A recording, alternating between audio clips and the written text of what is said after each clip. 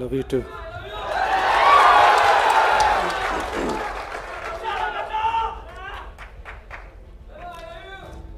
Love you too. எல்லாருக்கும் வணக்கம்.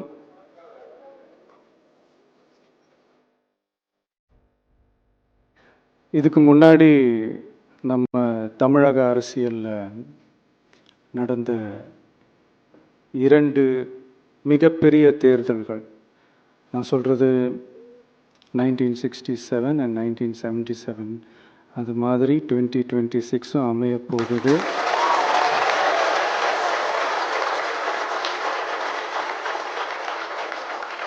அப்படின்றத நம்ம ரொம்ப உறுதியாக இருக்கிறோம். முதலேருந்து அதை நம்ம சொல்லிக்கிட்டு இருக்கிறோம்.